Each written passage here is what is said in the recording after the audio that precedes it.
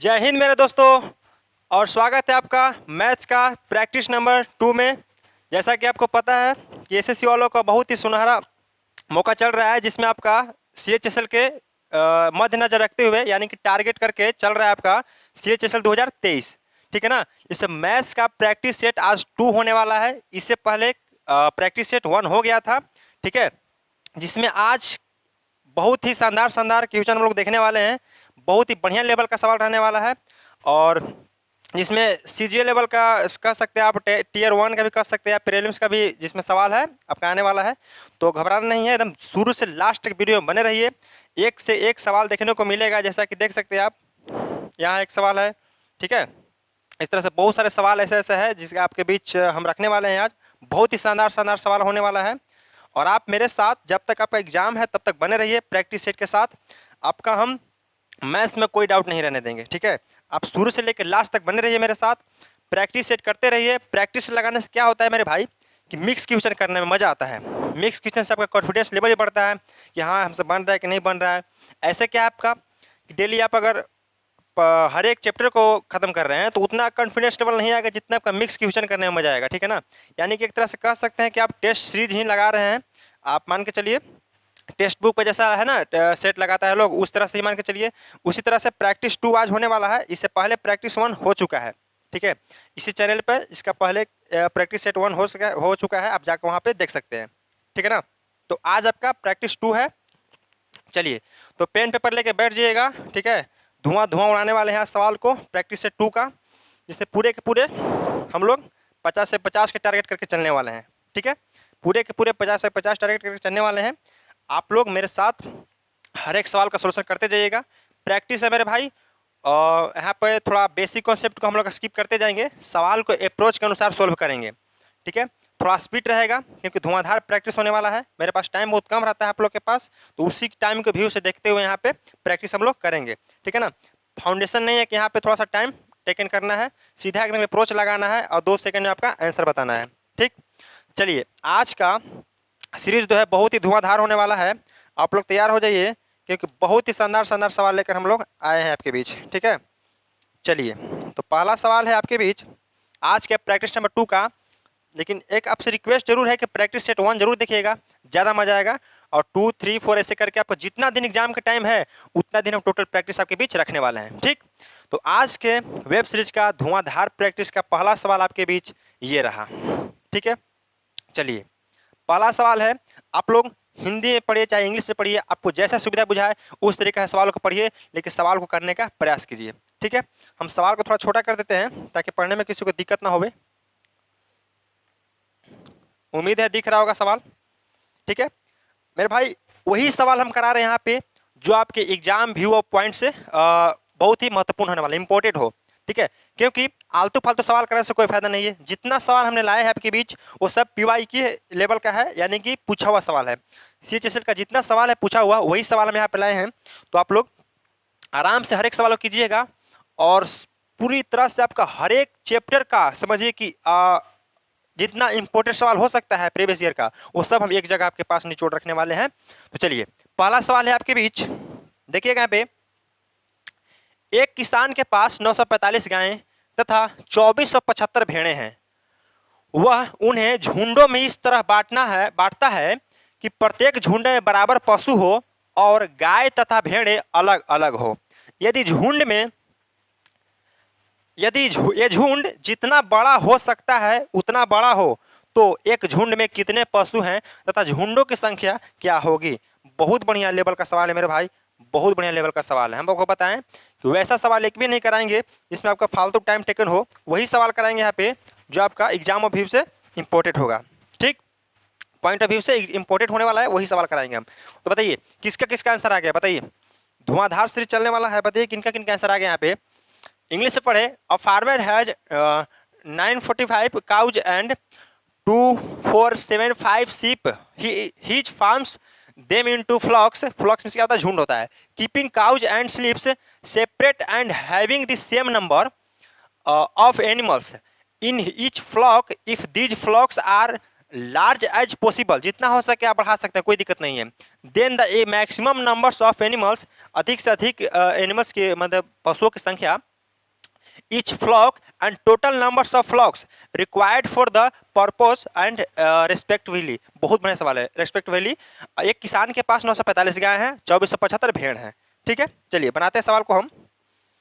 जो काऊ की संख्या मेरे भाई, और क्या है, काऊ है, अब एक भेड़ है ना, भेड़ है, सीप है, सीप है। गाय मेरे पास कितना है, तो 945 है, और भेड़ की संख्या कितना है मेरे भाई, तो 2475। लिख लिए।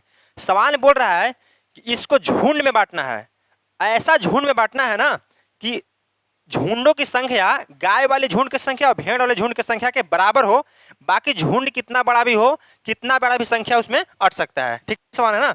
झुंड में इस तरह बांटना है कि प्रत्येक झुंड में बराबर पशु हो, झुंडों की संख्या कितना भी हो जाए मायने नहीं रखता है, बट हर एक झुंड में समान गाय और हर एक झुंड में समान भेड़े हो। इस तरह से सवाल यहाँ पे बता रहा है। ठीक है, तो देखिए जब भी कहे कि जितना बड़ा हो सके, बड़ा से बड़ा पूछे, बड़ा से बड़ा पूछे, तो सिर्फ इसका एचसीएफ निकालिए, क्योंकि देखिए फाउंडेशन रहता है आपको बढ़िया तरीके से बताते हैं। यहाँ पे थोड़ा सा देखिए, अब कोई भी प्रैक्टिस सेट करने आए हैं मेरे भाई, तो फाउंडेशन तो क्लियर करके ही आए होंगे अधिकतर स्टूडेंट, क्योंकि उनका प्रैक्टिस सेट लगाना है। ठीक है, तो 945 क्या 2475 भेड़े हैं, इसका क्या करना है, एचसीएफ निकालिए। अगर एचसीएफ निकालने का शानदार तरीका क्या है, इन दोनों का गैप निकालिए। दोनों गैप निकालेंगे तो 5 में से 5 क्या 0 आ जाएगा आपका, और 7 में से 4 गया कितना आ जाएगा, 3 आएगा। ठीक है ना, 3 आ गया, और 4 और 14 में से 5 गया तो कितना आ गया, 14 में से 9 गया तो 5 आ गया, और बाकी यहाँ पे 1 रह जाएगा। 1530 आ रहा है, 1530 आ रहा है डिफरेंस। देखिए एचसीएफ अलग अलग भी निकाल सकते हैं, लेकिन एचसीएफ निकालने का सबसे शानदार तरीका क्या है मेरे भाई, कि दोनों का गैप निकालिए। ठीक, दोनों का गैप निकाले, कितना है 1530 आ गया। आप लोग बताइए कितना आंसर आ रहा है, 1530 आया। अब इसका एचसीएफ निकालिए, तोड़ सकते हैं आप इसको 17 9 53 से, इसको 17 गुण 90 में तोड़ सकते हैं, बताइए तोड़ सकते हैं नहीं। अच्छा एचसीएफ मींस क्या होता है बताइए, एचसीएफ मींस क्या होता है, हाईएस्ट कॉमन फैक्टर्स, जो अधिक से अधिक जो बड़ा नंबर है वो दोनों को डिवाइड कर सकता है, उसका फैक्टर हो। ठीक है, एचसीएफ निकाल दिए हम। ठीक है, 17 गुण 90, अब बताइए 17 इसको काट रहा है, दोनों को देखिए 17 से डिविजिबिलिटी है नहीं कि कट रहा है नहीं, देखिए 17 से कट रहा है, देखिए कट रहा होगा, और इसको भी देखिए कट रहा है। और कोई तोड़ सकते हैं इसको, हाँ 34 गुने 45 कर सकते हैं, 45 कर सकते हैं। 90 काटेगा वो दोनों को, बताइए 90 नहीं काटेगा, बिल्कुल नहीं कटेगा। 0 है तो लास्ट में यूनिट 5 आ ही नहीं सकता है, यहाँ 0 है तो 5 है, नहीं कटेगा। 34 17 काट सकता है, लेकिन उससे बड़ा नंबर क्या है 45 है, हाईएस्ट कॉमन फैक्टर हमको देखना है ना, सबसे बड़ा। तो एक बार 45 को चेक करते हैं मेरे भाई, तो 45 को चेक करते हैं अगर, तो 45 यहाँ कटेगा, 45 दूना के 90, 45 का 45 कट रहा है, 45 यहाँ कटेंगे तो 45 पचे 225, और फिर 45 पे 200, हाँ ठीक है, दोनों वैल्यू कट रहा है। यानी कि जो हाईएस्ट कॉमन फैक्टर है इससे पाएगा, एचसीएफ हमारा आएगा कितना आ जाएगा 45। ठीक है, अब यही जो 45 हमारा है ना, यही 45 यही झुंडों की, झुंड की संख्या नहीं आ रहा है, ये 45 हाईएस्ट कॉमन फैक्टर क्या है कि दोनों में जो कॉमन फैक्टर है, दोनों में जो मिल रहा है सबसे ज्यादा, वही हाईएस्ट कॉमन फैक्टर बोला जाता है। यानी कि 45 ऐसी संख्या है जो इसको इसको दोनों को क्या है, दोनों में मल्टीपल या कॉमन है। ठीक है, दोनों कॉमन है, तो कहने का मतलब कि 45 जानवर जो है, गाय का भी और भेड़ा का भी इसमें आप रख सकते हैं एक झुंड में। ठीक है ना, यानी कि 45 जानवर का आप एक झुंड बना सकते हैं, 45 जानवर का एक झुंड बना सकते हैं। यानी कि यहाँ पे कह सकते हैं आप कि इतना एनिमल्स जो है हमारा है 45 एनिमल्स। अब एनिमल से क्या आएगा बताइए, भेड़ भी आ गया और काउज भी आ गया, यानी कि मतलब गाय भी आ गया, भेड़ भी आ गया, दोनों आ गए एनिमल्स में। यानी कि एक झुंड में आप 45 जानवर को रख सकते हैं, चाहे गाय का रखिए चाहे आप भेड़ का रखिए। ठीक, अब क्या बोल रहा है कि झुंड जितना बड़ा हो, ठीक है कोई दिक्कत नहीं है, उतना बड़ा हो तो झुंड में कितने पशु और झुंडों की संख्या ज्ञात करें। अब झुंड में कितने पशु अट सकते हैं बताइए, यहाँ पे थोड़ा सवाल को छोटा कर लेते हैं हम।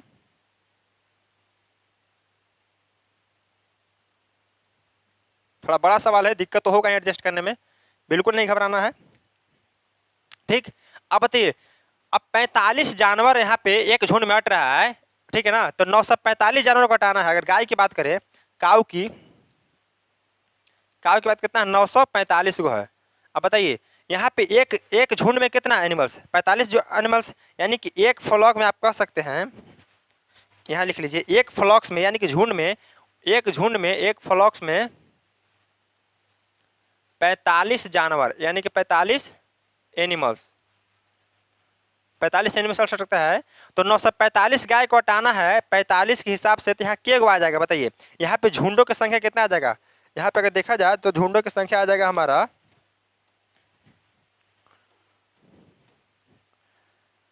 45 दूना के 90, 45 का 45, यानी कि 21 गो यहाँ पे फ्लॉक्स आ जाएगा। 21 फ्लॉक्स यहाँ पे आ जाएगा गाय के, 21 फ्लॉक्स जो है यहाँ पे गाँव क्या आ जाएगा। ठीक है, अगर बात करें भेड़ की, तो भेड़ क्या है हमारा पे, यहाँ पे सीप की बात करते हैं। अगर सीप की बात करते हैं, सीप की संख्या कितना है 2475। ठीक है, अगर एक एक देखिए एक फ्लॉग में अगर हमारा कितना आ रहा है एनिमल्स, 45 एनिमल्स आ रहा है, तो 2475 एनिमल्स में कितना फ्लॉक्स आएगा, तो यानी कि 45 से डिवाइड करेंगे इसको, कितना हमारा कटेगा 45 पचे 225, और फिर 45 पचे 200, यानी कि 55 फ्लॉक्स यहाँ आ रहा है। तो अब पूछे कि टोटल फ्लॉक्स बताइए, टोटल फ्लॉक्स अगर पूछते हैं हम आपसे, टोटल फ्लॉक्स, तो 55 यहाँ और 21 यहाँ, यानी कि 55 प्लस 21, 5 2 7, 5 1 6 76। अगर बात करें कि एनिमल्स के, क्या एनिमल्स, टोटल एनिमल्स, जी नहीं, एक झुंड में कितने पशु अटेंगे, एक झुंड में से पूछ रहा है कितना पशु अटेंगे, यहाँ टोटल एनिमल्स निकालनी है, एक झुंड में कितने पशु अटेंगे, तो यहाँ पे देख लीजिए कितना साल था हमारा, 45 साल था। 45 एनिमल्स पर हमारा क्या था, पर फ्लॉक्स आया था, पर फ्लॉक्स, यानी कि 45। तो 45 और 76 आपका करेक्ट आंसर हो जाएगा। झुंड में कितना पशु 45 और झुंडों की संख्या 76, यानी कि ऑप्शन नंबर सी जो है आपका करेक्ट आंसर यहाँ पे हो जाएगा। बताइए, क्लियर है मेरे भाई, बताइए कोई दिक्कत, सवाल को समझने में कोई दिक्कत है बताइए। बहुत बड़ा भी सवाल नहीं था और नहीं बड़ा, बहुत ही सिंपल सवाल था। अगर देखा जाए हमारे आपके व्यू से, तो इसको बहुत बड़ा सवाल को हमने सेकंडों में कर सकते हैं, और अगर देखा जाए तो बहुत ही बड़ा सवाल है। बताइए, समझने में कोई दिक्कत हुआ, कोई दिक्कत समझने में, इतना टफ सवाल को आप इतना सेकंड में कर दिए, तो हमें नहीं लगता है कोई दिक्कत होना चाहिए आपको। बात समझिए, जितना दिया था, जितना गाय था भेड़ था, वो दोनों का ऐसे भी ले लिए, क्योंकि बहुत बड़ा से बड़ा जब बात करें, अधिक से अधिक बात करें, बड़ी से बड़ी संख्या ज्ञात करें, तो एलसीएम निकाला जाता है। और जिसे छोटी से छोटी संख्या ज्ञात करने के लिए बोले, उसमें एलसीएम निकाला जाता है। बड़ी से बड़ी संख्या बोला एचसीएफ निकाले हम, तो एचसीएफ निकालने का सबसे शानदार तरीका, ये दोनों का गैप देखिए, दोनों का गैप देखे तो 1530 आया। ठीक है, 1530 को हम एचसीएफ तोड़े अगर गुणनखंड में, तो आप बच्चों की तरह भी तोड़ सकते हैं इसको, लेकिन वैसा मजा नहीं आएगा तोड़ने में। आप सीएचएसएल का एसएससी का स्टूडेंट हैं, एसएससी का एक्सपीरियंस हैं, तो थोड़ा सा तगड़ा कॉन्सेप्ट रखिए, तगड़ा है ना। तो यहाँ पे अगर देखा जाए तो 17 गुणे 90 में तोड़े, दूसरा का बार देखे तो 34 गुणे 45 में तोड़ सकते हैं इसको।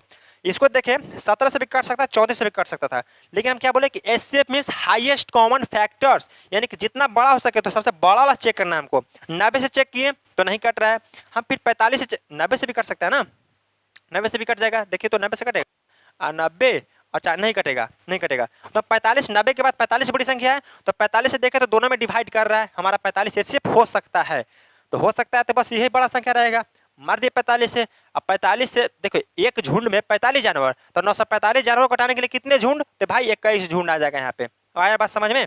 उसके बाद देखिए कि 2475 जो है भेड़ों की संख्या है, तो 45 भेड़ जो है अट सकता है एक झुंड में, तो 2475 को हटाने के लिए कितना झुंड चाहिए, 55 झुंड चाहिए, यानी कि टोटल फ्लॉक्स जो है झुंड की संख्या 76 आ जाएगा, और टोटल एनिमल्स की संख्या कितना आ जाएगा हमारा, बताइए 45 आ जाएगा, यानी कि 45 और 76 आपका करेक्ट आंसर हो जाएगा। Option number C for Chennai is the right answer. Clear, कोई दिक्कत यहाँ तक। चलिए, बड़ा सवाल था, टाइम लगेगा, समझते जाइए। नेक्स्ट सवाल है आपके बीच,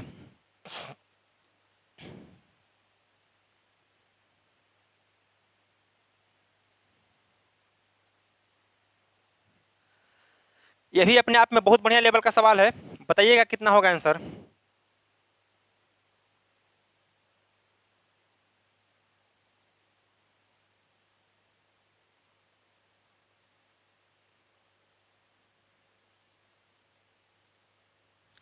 चलिए, यहाँ पे अगर देखते हैं, एक व्यापारी अपना लाभ खरीद मूल्य पर जोड़ता है तथा दूसरा व्यापारी अपना लाभ, थोड़ा बड़ा कर देते सवाल को,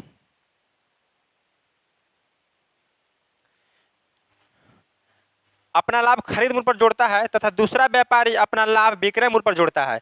जब दोनों का विक्रय मूल्य बराबर होता है तो दोनों 20% का लाभ होने का दावा करते हैं, है ना।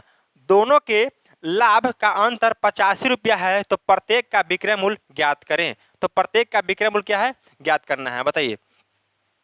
बताइए कितना बढ़िया सवाल है मेरे भाई, बताइएगा। चलिए सवाल को छोटा कर देते हैं, कितना आंसर आया बताइएगा आप लोग भी।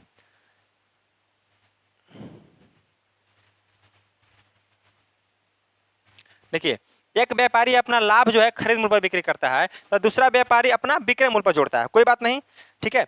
हम देखें दो व्यापारी है, एक मान ले कि ए व्यापारी है, एक मान ले कि ए व्यापारी है, दूसरा बी व्यापारी है, ठीक है। ए व्यापारी है, दूसरा बी व्यापारी है, ठीक।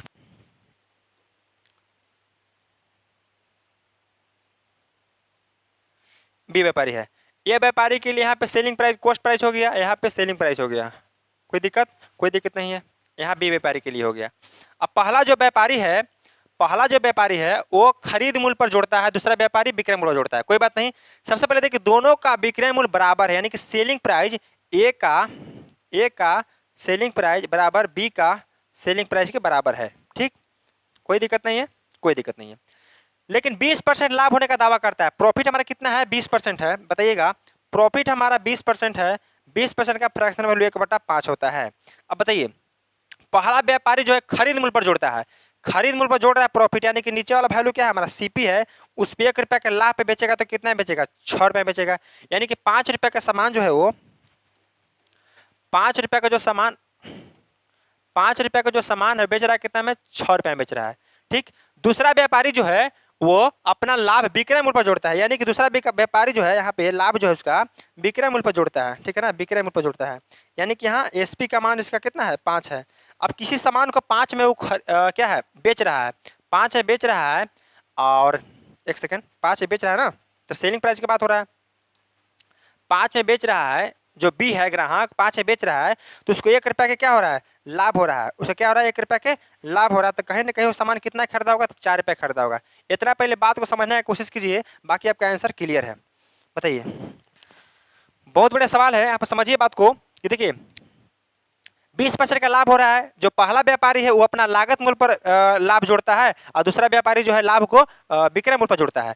तो पहला जो विक्रय सीपी पर निकला 5 रुपया, जब सीपी था तो 1 रुपया के लाभ पे एसपी कितना हो जाएगा 6 हो जाएगा। लेकिन जो सेकंड व्यापारी था वो 5 रुपया में किसी सामान को बेच रहा है, तो उसमें 1 रुपया का लाभ हो रहा है, तो बताइए उसको सामान कितना क्या होगा, तो 4 रुपया का सामान होगा, ठीक। यहाँ तक क्लियर कॉन्सेप्ट है, ठीक है। अब नेक्स्ट देखिए लाइन बोल रहा है कि जो SP1 है ना SP2 के बराबर है, दोनों का विक्रय मूल्य बराबर है मेरे भाई, तो दोनों का विक्रय मूल्य देखिए यहाँ बराबर है, पहला का 6 है दूसरा के 5 है, और दोनों का विक्रय मूल्य बराबर करने का सबसे शानदार तरीका आपस में गुणा कर दीजिए, कितना आ गया 30 आ गया, और यहाँ पे तिरछा तिरछी गुणा करो, ठीक। अब यहाँ पे 50 25 हो गया, और 6 चौका 24 हो गया, और यहाँ पे 30 आ गया, ठीक है। अब देखिए ए व्यापारी के लिए ये हो गया, और बी व्यापारी के लिए ये हो गया, यहाँ सीपी है यहाँ एसपी है। अब क्या है कि दोनों के लाभ के अंतर 85 रुपया है, दोनों के लाभ का अंतर 85 रुपया है। अच्छा देखिए यहाँ पे अगर देखा जाए तो 25 रुपए का सामान था 30 में बेच रहा है, कितना लाभ हो रहा है, तो यहाँ 5 रुपए का लाभ हो रहा है। 24 के सामान 30 में बेच रहा है तो कितना का लाभ हो रहा है, 6 रुपया का लाभ हो रहा है।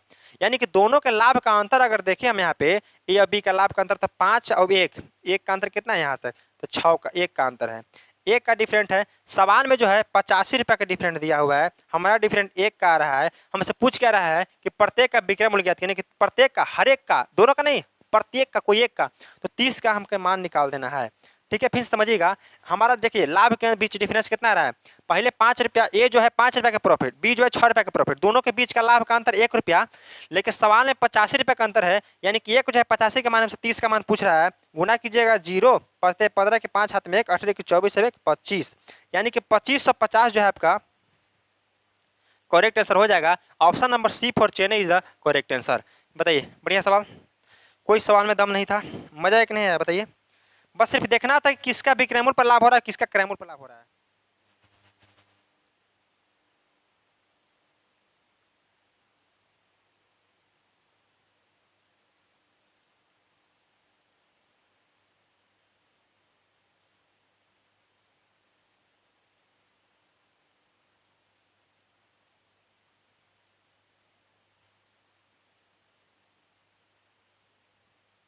चलिए आगे चलते हैं, नेक्स्ट सवाल।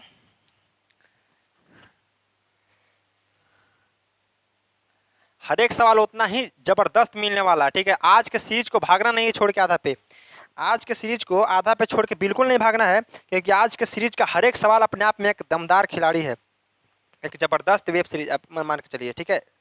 सब हीरो है आज का सवाल।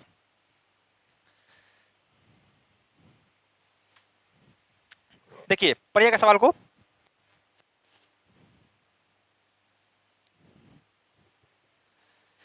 सवाल है, एक आदमी के पास 10,000 रुपये हैं। उसने इसका एक हिस्सा 15% साधारण ब्याज पर और शेष 10% साधारण ब्याज पर उधार दिया। 5 वर्ष के अंत में उसे ब्याज के रूप में 6500 रुपये की प्राप्ति हुई। उसके द्वारा उधार दी गई धनराशि के बीच का अंतर क्या था?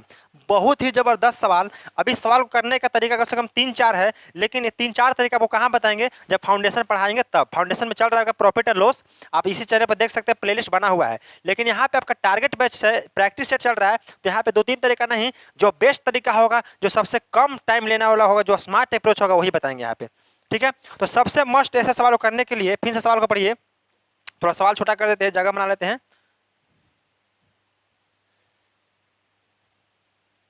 देखिए भाई, amine has 10,000 rupees, he lent a part of it at 15% simple interest and the remaining at 10% simple interest, ठीक। the total interest he received after 5 years amount to 6,500 rupees. the difference between the past of the amounts he lent is। बहुत बढ़िया सवाल है। एक आदमी के पास कितना रुपया है? 10,000 टोटल रुपये है। उसने इसका एक हिस्सा 15% साधारण ब्याज पर और शेष 10% साधारण ब्याज पर उधार दिया। 5 वर्षों के अंत में उसे ब्याज के रूप में 6500 रुपये की प्राप्ति हुई। उसके द्वारा उधार दी गई धनराशि के बीच का अंतर क्या होगा? देखिए पहला इसका करने का पहला मेथड जो है हमारा है, वो होता है कि total of simple interest total of simple interest SI निकाल सकते हैं आप, SI1 प्लस SI2 करके निकाल सकते हैं। 5 साल का निकाल लीजिएगा, आपका इंटरेस्ट दिया हुआ है। एक अगर x मानिएगा तो एक 10,000 माइनस x मानिएगा। लेकिन हमारा अप्रोच यहाँ पे रहेगा सीधा क्या? Allegation method. देखिए एलिगेशन क्या है? रेट ऑफ इंटरेस्ट पहला, यहाँ रेट ऑफ इंटरेस्ट दूसरा, बटा रेट ऑफ इंटरेस्ट क्या? पूरा टोटल। यहाँ से यहाँ आप कीजिएगा, यहाँ से यहाँ जो आएगा हमारा रेशियो आता है, म्यूचुअल एलिगेशन पढ़े ना, वो हमारा प्रिंसिपल का आता है, ठीक है। प्रिंसिपल का रेशियो आता है, तो बस यही पे कर देना है, पुट कर दीजिए। सिंपल सा सवाल था। देखिए क्या है? रेट ऑफ इंटरेस्ट पहला साल के लिए, रेट ऑफ इंटरेस्ट दूसरा बार के लिए, और यहाँ पे टोटल रेट ऑफ इंटरेस्ट, यहाँ प्रिंसिपल का रेशियो हमारा देता है। क्लियर? अब इसको मिटाते हैं। बताइए पहला रेट ऑफ इंटरेस्ट कितना है मेरे भाई? बताइए पहला रेट ऑफ इंटरेस्ट अगर देखा जाए तो कितना है हमारा? पहला है हमारा 15%, दूसरा हमारा है 10%, और तीसरा हमें नहीं पता, तो तीसरा निकाल लीजिए। 10,000 रुपये पे कितना? 6500 रुपया जो है हमारा इंटरेस्ट कितना पे है? 10,000 पे है। अरे नहीं निकाल आता है, रेट परसेंट निकालो ना भाई। रेट परसेंट क्या होता है फॉर्मूला? रेट परसेंट हो जाएगा SI गुने 100 बटा P गुने T। कितना है? 5 साल के लिए है, तो 5 साल के निकाल दो। 1 2 3 1 2 3 4 4, 5 से काटेंगे तो कितना बने? 13 बार में 13% जो हमारा रेट आएगा यहाँ से मिल जाएगा, ओवरऑल 13%। अब लगा दो एलिगेशन बाबू, यहाँ आएगा तो कितना आ जाएगा? 3%, 3 सीधा, और 15 में से आएगा 2 गया। ये जो 3 और 2 का अनुपात हमारा क्या दिया? ये प्रिंसिपल का अमाउंट दिया, ठीक है, प्रिंसिपल का अमाउंट दिया। अब आसानी से तरीका से कर सकते हैं आप कि प्रिंसिपल का 3:2 आया, ठीक। टोटल हमारा कितना प्रिंसिपल आ रहा है? तो 3 और 2 5 यूनिट, 5 यूनिट। लेकिन सवाल में टोटल कितना है हमारा? तो टोटल सवाल प्रिंसिपल 10,000 है, तो 5 यूनिट 10,000 के बराबर है। हमसे पूछ कह रहा है कि भाई डिफरेंट बताइए, दोनों धनराशि के बीच का अंतर। तो पहला धनराशि 3 और दूसरा धनराशि 2, दोनों के बीच का अंतर कितना है? 1 का है, तो 1 यूनिट का मान हमसे पूछ रहा है। 1 यूनिट का मान कितना हो जाएगा बताइए? 2,000 हो जाएगा यहाँ पे, 2,000। ऑप्शन नंबर ए, आ भी जाओ, करेक्ट आंसर। आया बात समझ में? बढ़िया सवाल था, दमदार सवाल था, कुछ नहीं किए। 5 यूनिट का मान 10,000, 1 यूनिट का मान 2,000 निकालनी है। 5 यूनिट कहाँ से आया? तो 3 और 2, टोटल अमाउंट कितना है? टोटल प्रिंसिपल हमारा आया कितना आ गया? 5 आ गया, लेकिन टोटल प्रिंसिपल 10,000 है। यानी कि 1 यूनिट का मान, 5 यूनिट का मान हमारा 10,000 है, तो 1 यूनिट का मान 2,000 हो जाएगा, ठीक है ना। यहाँ से R% रेट निकालनी है बीच वाला के लिए कि 6500 रुपया, जब 5 वर्षों के लिए कितना है? 10,000 रुपया पर ब्याज। तो रेट निकल गया हमारा, टोटल रेट निकल गया ओवरऑल, यानी कि 10 यहाँ एलिगेशन लगा लिए। एलिगेशन तो आपको पता ही होगा, SSC का स्टूडेंट के लिए एलिगेशन बहुत सिंपल है, ठीक है। नेक्स्ट सवाल, नेक्स्ट आपके बीच रहा दमदार सवाल ये भी। चलिए पढ़िए, फिर तो सवाल को छोटा करना ही है हमको क्योंकि हटेगा नहीं।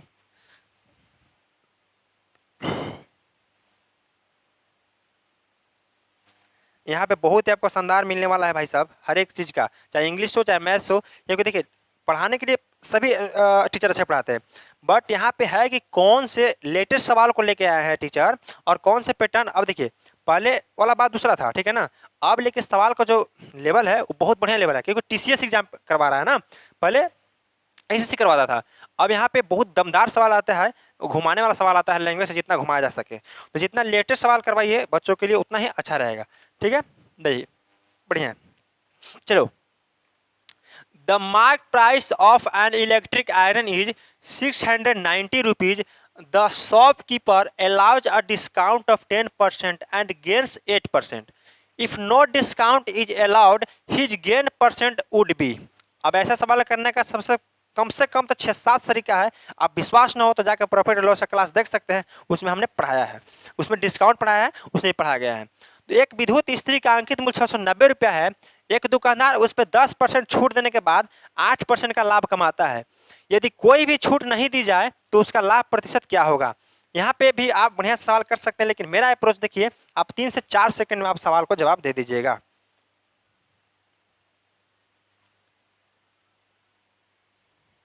देखिए अंकित मूल्य को भी छोड़ दीजिए, कोई दिक्कत नहीं है, हम बता रहे हैं आपको कि बिना अंकित मूल्य का आपका आंसर दे देंगे, बिना अंकित मूल्य का आपका आंसर आ जाओ, कोई दिक्कत नहीं है। देखिए यहाँ पे आपका सबसे पहले याद होना चाहिए कि एक होता है आपका फॉर्मूला एमपी बटा CP is equal to 100 plus minus profit या लॉस परसेंट बटा 100 माइनस डिस्काउंट परसेंट, ये सभी को याद होगा। बताइए एमपी सीपी का रेशियो होता है यहाँ पे कि 100 प्लस माइनस प्रॉफिट या लॉस परसेंट और सीपी होता है 100 माइनस डिस्काउंट परसेंट, ये तो सभी को पता होगा। अगर दो चीज का बात करें तो क्या हो जाएगा, तो 100 प्लस माइनस प्रॉफिट 2 और लॉस 2% बटा 100 माइनस डिस्काउंट 2%, ये आपका फॉर्मूला होता है, ये याद रखना बहुत जरूरी है। फॉर्मूला टफ नहीं है, फॉर्मूला बहुत सिंपल है, आप 2 बार 4 बार पढ़िएगा आराम से आ जाएगा। क्या करना है, एमपी बटा सीपी का रेशियो क्या बताया हम कि सर 100 प्लस माइनस प्रॉफिट या लॉस परसेंट एमपी हो जाएगा और सीपी हमारा 100 माइनस डिस्काउंट परसेंट। अगर 2 बार डिस्काउंट दे 2 बार प्रॉफिट दे तो 2 बार वाला फॉर्मूला लगा लेंगे, खाली बराबर में रहेगा। 3 बार पूछे तो फिर बराबर करके प्रॉफिट 3 लॉस 3 बटा 100 माइनस डी 3 हो जाएगा। दिक्कत है कोई, बताइए कोई इशू, कोई परेशानी।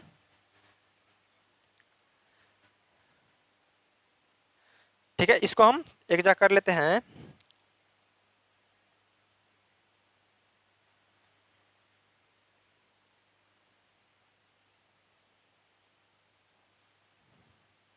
ठीक, ये तो नहीं आएगा, हमारा अंदाज से क्वेश्चन हिल जाएगा। चलिए इसको हम मिटा देंगे, कोई दिक्कत नहीं, इसको कर लेते हैं 100 प्लस माइनस प्रॉफिट 2 या लॉस 2% बटा 100 माइनस डिस्काउंट 2% होगा। ये बहुत शानदार तरीका करने का है। ठीक है, देखिए अभी लग रहा लेंथ थी कि फॉर्मूला याद करें, किसको याद करें, तो फॉर्मूला भी नहीं याद कर सकते, कोई दिक्कत नहीं। देखिए पहला 10% का छूट है, D1 हमारा क्या है 10% है, और प्रॉफिट 1 कितना है, प्रॉफिट 1 हमारा है 8%। फिर आपका D2 है कि कोई छूट ना दिया जाए, कोई छूट नहीं दिया, यानी कि D2 हमारा कितना है 0%, तो प्रॉफिट 2 कितना होगा, तो देखिए लाभ प्रतिशत कितना होगा, बस यही निकालना है, सिंपल सा सवाल है। बताइए अब तो कर ही लीजिएगा आप लोग। देखिए अब D1 देखिए एमपी है, इसको लेने की कोई जरूरत नहीं है। ठीक है, 100 प्लस माइनस प्रॉफिट परसेंट, अब 100, अब प्रॉफिट 1 कितना है, प्रॉफिट 1 हमारा 8 है, प्लस 8 कर दिए बटा 100 माइनस, अब डिस्काउंट कितना है, डिस्काउंट हो गया हमारा 10 हो गया, इक्वल टू 100, अब प्रॉफिट 2 नहीं हमको निकालना है तो प्रॉफिट 2 रहने देते हैं, अब बटा 100 माइनस डिस्काउंट 2 कितना हमारा है 0 है, यानी कि 100 रह जाएगा, 100 में 0 घटेगा 0 हो जाएगा, 108 बटा 90 इक्वल टू 100 प्लस प्रॉफिट 2 बटा 100 कैसे है, 100 माइनस डिस्काउंट 2 करते हैं तो डिस्काउंट 2 हमारा 0 है, यानी कि 100 में 0 काटेगा 0 ही रह जाएगा। कोई दिक्कत है यहाँ तक, कोई दिक्कत नहीं है, काटिए, 1 0 से हमारा 1 0 कट जाएगा और 9 से इसको काटेंगे तो 12 9 78 से यहाँ आ जाएगा 120 इक्वल टू 100 प्लस प्रॉफिट 2। अब प्रॉफिट 2 निकाले तो 120 में से 100 गया, कितना आ जाएगा, 120 में से 100 गया यानी कि 20%, तो प्रॉफिट टू हमारा कितना गया मेरे भाई 20%, यानी कि option number A is the आपका आंसर हो जाएगा यहाँ पे। बताइए, ज़्यादा टाइम नहीं लगेगा, बहुत सिंपल सवाल था, दिमाग में ख्याल रखना है, कितना भी प्रॉफिट लॉस दिया रहे उसको बराबर में करते चला जाइए, आपका आंसर आ जाएगा। ठीक, बस सिर्फ फार्मूला एगो है, आप बिना फार्मूला के ही बना सकते हैं। वो है आपका क्या, 690 अंकित मूल है, जो 100% का मान है, हमसे 10% छूट के बाद यानी कि 90% का मान निकालना है।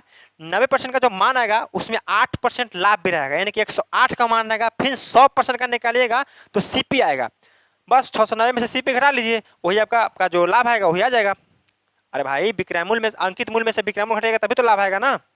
चलिए, ये बहुत सिंपल सवाल था, बन जाएगा, जिस तरीके से बनाना होगा बना लीजिएगा, क्योंकि इसमें भाई उतना टाइम तो नहीं है ना, क्योंकि 2 घंटा लग जाएगा टाइम आपको एक सेट करने में। तो अगर टाइम रहता तो हम आपको कोशिश करते कि 2-3-4 अप्रोच बताते चलें। चलिए, अगर मजा आ रहा है सवाल को करने में, अगर लग रहा है कि लेवल लाइक सवाल है CHS लाइक, तो वीडियो को लाइक कर दीजिए, एक बार शेयर करके आइए जल्दी से। ठीक है, देखिए सवाल है, the compound interest on a certain sum in 2.5 से देखिए 2.5 years at 10% per annum interest compounded yearly is 1623, the sum is. बढ़िया सवाल है, देखिए पढ़िएगा, हिंदी में देखते हैं। 10% प्रति वर्ष के चक्रवृद्धि ब्याज की दर से किसी निश्चित राशि पर 2.5 वर्षों में ब्याज 1623 रुपया है, जब ब्याज वार्षिक संयोजित है तो राशि ज्ञात कीजिए। अब इस तरीका के सवाल को करने का भी बता ही रहे आपको कि भाई मेरे पास बहुत अप्रोच है। ठीक है, अब ये नहीं देखना है कि नया नया है ना, थोड़ा सा ये नहीं होता है कम उम्र देख के थोड़ा सा क्या अंदाजा लगा सकते हैं, तो भाई कहा जाता है किसी को हुलिया देख के उसका औकात का अंदाजा नहीं लगाने का, क्योंकि ऐसा आदमी बहुत खतरनाक होता है, साला हुलिया ही बदल डालता है। देखिए ना आप लोग, हैं मारी वाला मूवी, तो उसमें नहीं जाना है। आप लोग बिगिनर है, हमें बिगिनर है, आप भी जवान हम भी जवान, देखते हैं कौन आगे निकलता है। स्पीड तो मेरा रहेगा यही भाई, क्योंकि प्रैक्टिस सेट चल रहा है। आप लोग भी धुआं छोड़े रहिए जितना हो सके, ठीक है ना। अब देखिए यहाँ पे 10% पर एनम है, यानी कि हर एक साल 10%, 2.5 साल के बाद हो रहा है, तो देखिए 10% है, क्या है, पर एनम है। अच्छा, पहला साल की अगर बात करें तो 10%, अगर सेकेंड ईयर की बात करें तो फिर 10%, लेकिन आधा जब 2.5 सालवा आएगा, 2.5 साल, जैसे 2.5वां साल आएगा यानी कि आधा साल के लिए 5% हो जाएगा, होगा ना 6 महीना के लिए। और देखिए साल भर के लिए 10%, फिर दूसरा साल के लिए 10%, लेकिन जैसे देखिए 2.5 साल है ना, तो 2 साल तो यहाँ हो गया दूसरा साल, लेकिन जैसे 2.5वां साल आ रहा है तो 5% लेगा। देखिए साल भर के लिए 5%, 10%, तो आधा साल के लिए कितना हो जाएगा आपका, आधा परसेंटेज हो जाएगा, माने कि 10 का आधा हो जाएगा 5, यही ना होगा भाई, बताइए। यानी कहने का मतलब 10% प्लस 10% और फिर 5%, ये नहीं चलने वाला है।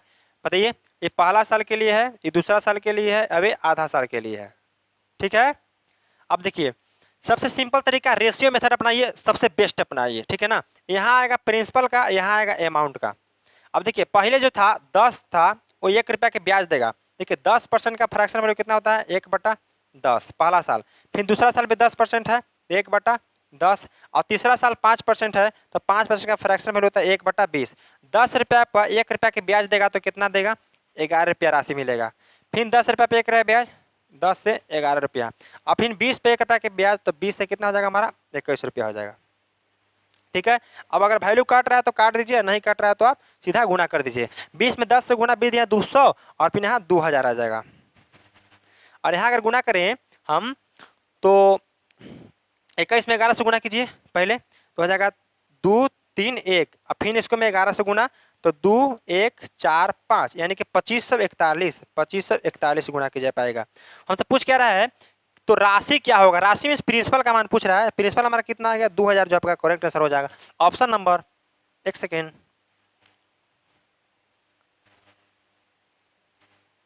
एक सेकंड रुक जाइए, अभी अभी सवाल थोड़ा सा गड़बड़ हो रहा है। अभी देखिए, अभी आप कुछ पूछ रहा है, ठीक है, अभी इतने पर रुक जाइए, अभी और कुछ पूछ रहा है। देखिए ये हमारा क्या आ गया, प्रिंसिपल आ गया, ये हमारा क्या हो गया, अमाउंट आ गया। देखिए प्रिंसिपल अमाउंट, अब प्रिंसिपल में देखिए अमाउंट में से अगर प्रिंसिपल को घटाते हैं तो क्या हमारा आता है, ऐसा ही आता है, आता है ना मेरे भाई।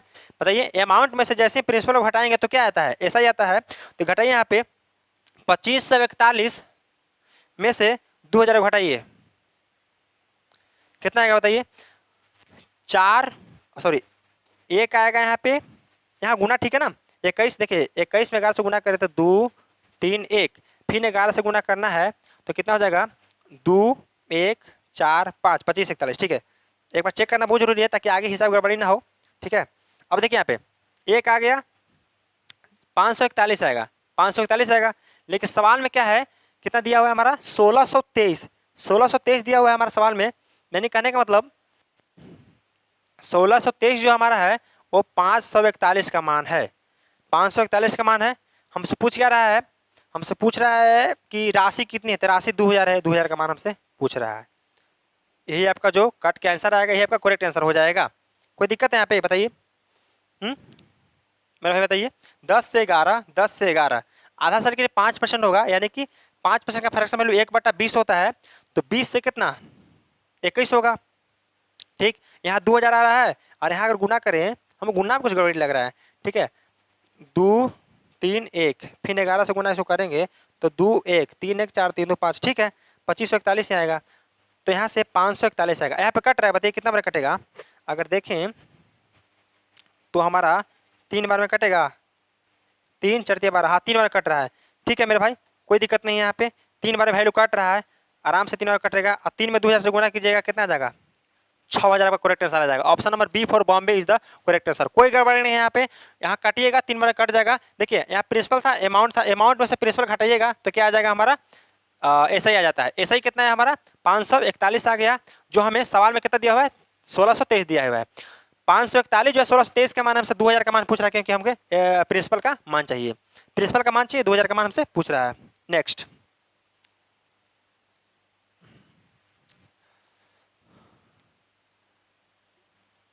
वीडियो को एक बार 2 बार पॉज करके देख लीजिएगा मेरे भाई, कोई दिक्कत ना हो, ठीक है ना। थोड़ा सा स्पीड हमको चलना मजबूरी है, क्योंकि प्रैक्टिस सेट है यहाँ पे, धुआंधार प्रैक्टिस कराना है, तो थोड़ा सा स्पीड जरूरी है, बिल्कुल घबराना नहीं है।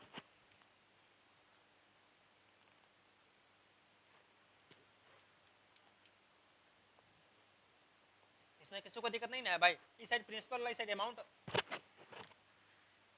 इसमें किसी को दिक्कत कोई नहीं है। इस साइड प्रिंसिपल का आता है, इस साइड अमाउंट का आता है, अमाउंट में से प्रिंसिपल घटाइएगा तो ऐसा ही आ जाएगा, एक साधारण ब्याज। साधारण ब्याज हमारा 541 आया, लेकिन सवाल में 1623 जो है साधारण ब्याज है, यानी कि 1623 जो है 541 का मान है, हमसे पूछ रहा है कितना के मान, उतना से गुना कर देना है। 2000 का मान पूछ रहा है, क्योंकि प्रिंसिपल का हमसे मान पूछ रहा है, ठीक है ना। आ गया, नेक्स्ट सवाल है आपका, पढ़िए।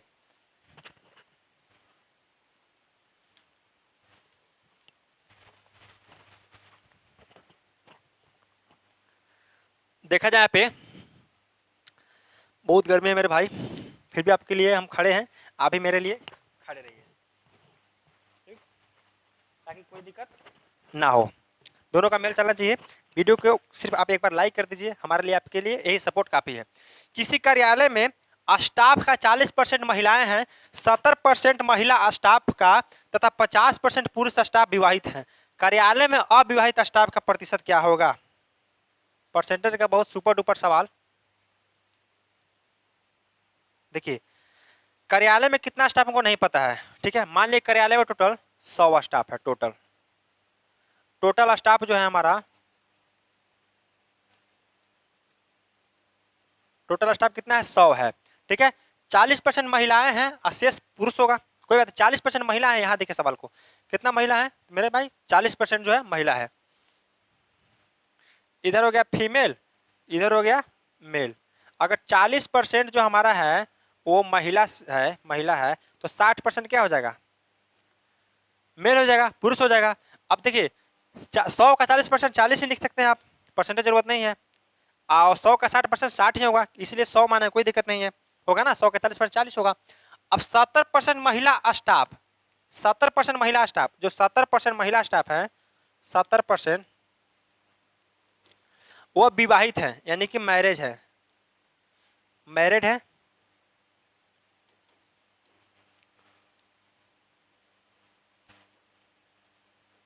मैरिड है, तो 30% कुछ होगा, अनमैरिड होगा।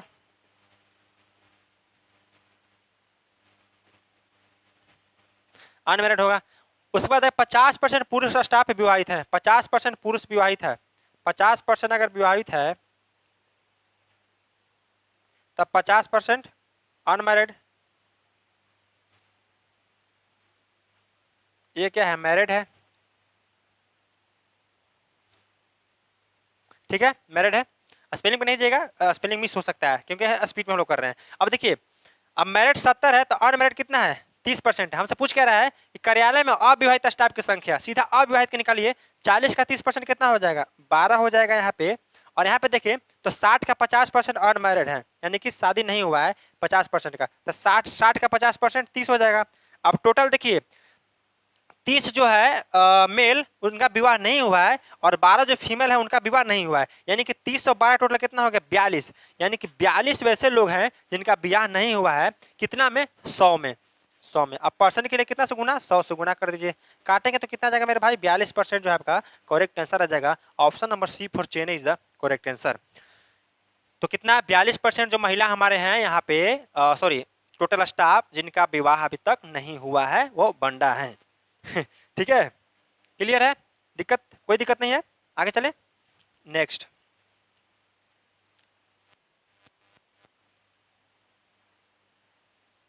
चलिए,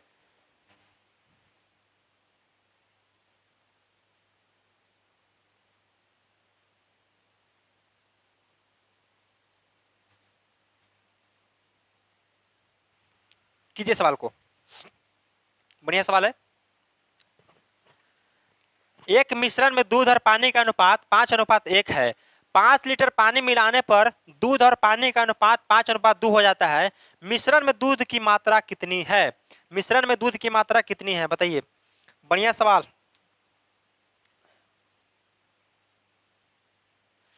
देखिए क्या है, मिल्क और वाटर, यहाँ मिल्क है, यहाँ वाटर है, तो मिल्क वाटर कितना रेशियो है, तो 5 अनुपात कितना है मेरे भाई, 1 है, 5:1 है।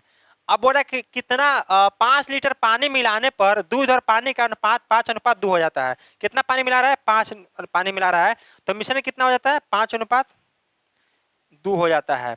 क्या मिला रहा है, पानी मिला रहा है, वाटर मिला रहा है, कितना मिला रहा है, 5 लीटर मिला रहा है,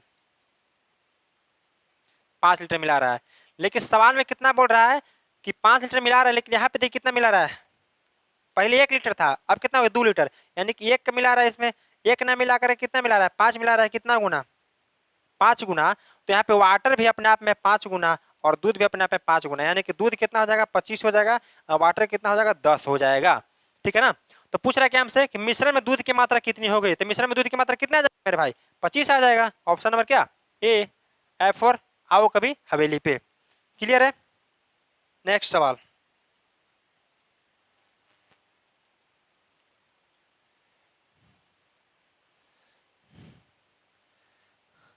बनाइए, बहुत ही शानदार सवाल है यहाँ पे, बनाइए आप, कीजिएगा।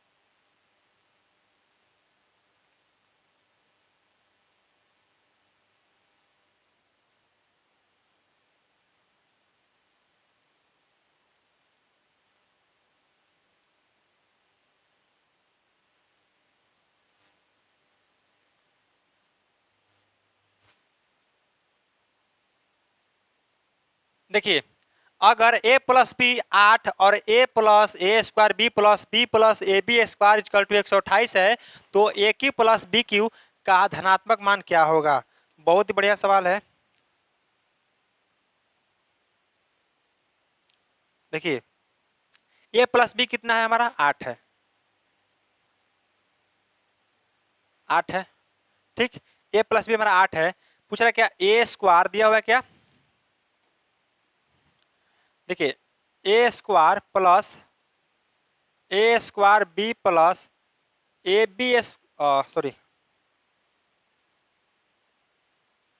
B square plus A B square equal to कितना है, 128 है हमारा, ठीक है ना, 128 है हमारा। कोई दिक्कत, कोई दिक्कत नहीं है। एक सेकेंड यहाँ थोड़ा सा हटा लेते हैं यहाँ पे, क्योंकि हमको अथी लेने में दिक्कत होगा। कितना है 128 है। बढ़िया। अब देखिए यहाँ से अगर देखा जाए ए एक जगह कर लेते हैं हम ए स्क्वायर प्लस बी स्क्वायर, ठीक है, ए स्क्वायर प्लस बी। ओहो मेरे भाई रुक जाइएगा, पूरा गलत हो रहा था अभी। बढ़िया से देखिए ये मान लिख रहे हैं हम a plus A square B plus A B square equal to 128, ठीक है। अब यहाँ पे अगर ये दोनों को एक जगह करते हैं a plus b plus A square B plus A B square equal to 128। बस यहाँ तक कोई दिक्कत है? कुछ नहीं किए हैं, ये दोनों को एक जगह और ये दोनों को एक जगह खाली कर दिए हैं हम, ठीक है ना। अब क्या करना है हमें, देखिए ए प्लस बी, उसके बाद प्लस यहाँ से अगर ए बी कॉमन लेते हैं, ए बी कॉमन लेते हैं तो क्या हो जाएगा हमारा बी। यहाँ से अगर ए बी कॉमन लेते हैं ए बी तो हमारा ए बच जाएगा और प्लस यहाँ बी बच जाएगा इजकल टू 128। अब ए प्लस बी हो गया, यानी कि ए प्लस बी एक जगह और 1 प्लस ए बी एक जगह, हमारा बराबर कितना आ गया 128, ठीक है। कोई दिक्कत यहाँ तक? कोई दिक्कत नहीं है, यहाँ पे गुणनखंड लिए हम। अब अगर देखा जाए तो ए प्लस बी का मान कितना हमारा है, ए प्लस बी का मान हमारा 8 है, तो यहाँ 8 लिख देते हैं। 8 गुने 1 plus A B is equal to 128। यहाँ तक दिक्कत है बताइए?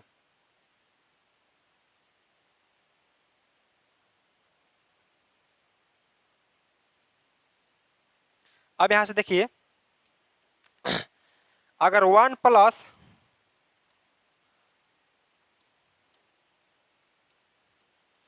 यहाँ से देखा जाए तो 1 प्लस ए बी का अगर हम मान निकालें तो बराबर कितना हो जाएगा 16। अगर इसको डिवाइड करेगा तो 16 8 इसको डिवाइड करेगा तो 16 8 28 से, यानी कि ए बी का अगर मान पूछे हम तो 15 आ जाएगा यहाँ से। कोई दिक्कत है? CHSL का लोगों का मैथ पढ़ा रहे हैं, नहीं कि GD के लोगों को, दिक्कत होना चाहिए। इतना तो आराम समझ रहे हैं, ए बी है तो एक इधर प्लस में है तो माइनस जाएगा, तो ए बी कितना आ जाएगा 15 हमारा आ गया, यानी कि ए गुने बी हमारा कितना आ गया 15 आ गया। हमसे पूछ क्या रहा है ए क्यू प्लस बी क्यू का मान ज्ञात करें, ए क्यू प्लस बी क्यू। अब ए क्यू प्लस बी क्यू का फॉर्मूला क्या होता है, ये तो पता होना चाहिए आपको सर। यहाँ पे हो जाएगा ए प्लस बी के होल क्यू माइनस 3ab गुने ए प्लस बी। बताइए ना फॉर्मूला होगा, बताइए फॉर्मूला बताइए कम से कम। ए क्यू प्लस बी के का फॉर्मूला क्या हो जाएगा, ए प्लस बी के होल क्यू माइनस 3ab गुने ए प्लस बी हो जाएगा। अब बैठा दीजिए ए प्लस बी का मान कितना है, यहाँ पे यहाँ बैठाते हैं हम। थोड़ा बढ़िया सवाल है भाई साहब, टाइम लगेगा। ए प्लस बी का क्यू है, ए प्लस बी का क्यू यानी कि 8 का क्यू, ठीक है 8 का क्यू। पेन किसका चेंज कर रहे हैं भाई साहब, माथा खराब होकर रखा है एकदम से, ठीक है। ए प्लस बी का होल क्यू कर दिए माइनस माइनस 3ab का मान कितना है 15 है, 15 लिख दिए, ठीक है। फिर गुना गुना ए प्लस बी कितना है 8 है, ठीक। कोई दिक्कत है यहाँ पे? 8 है ना, ए प्लस बी का मान कितना है हमारा 8 है। कोई दिक्कत बताइए? आगे चले। यहाँ देखा जाए तो 8 क्यू कितना हो जाएगा 512 माइनस 15 45 8 कितना हो जाएगा 45 में 8 से गुना कीजिए, 8 45 की जीरो हाथ में 4 और चेका 32 और 4 36 360। अगर हम 512 में से 360 को घटाते हैं तो कितना आ जाएगा बताइए? 512 में 360 घटाइए यहाँ पे तो 12 यहाँ 2 आ गया 152 आएगा 152, यानी क्या आ गया 152 हमारा ए क्यू प्लस बी क्यू बराबर 152। 52 है 152, ऑप्शन नंबर सी जो आपका करेक्ट आंसर हो जाएगा यहाँ पे। क्लियर है? बढ़िया सवाल था, बढ़िया लेवल का सवाल था। चलिए नेक्स्ट सवाल।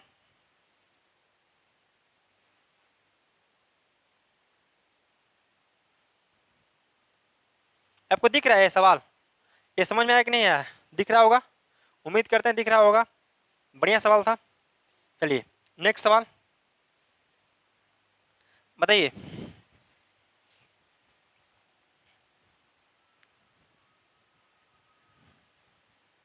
देखिए दो संख्याओं का योग 47 है, उनका गुणनफल 550 है, उनके वर्गों का योग ज्ञात करें। बताइएगा, थोड़ा सा पानी पी लेते हैं।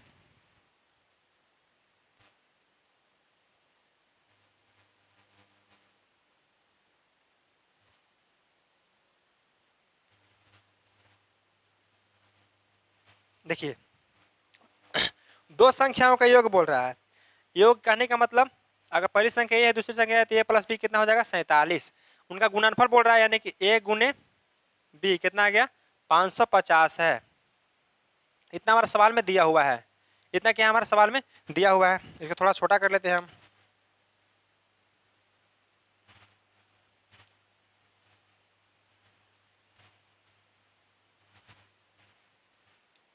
ठीक है ना, दिख रहा होगा 550 इतना दिया हुआ सवाल में हमारा। देखिए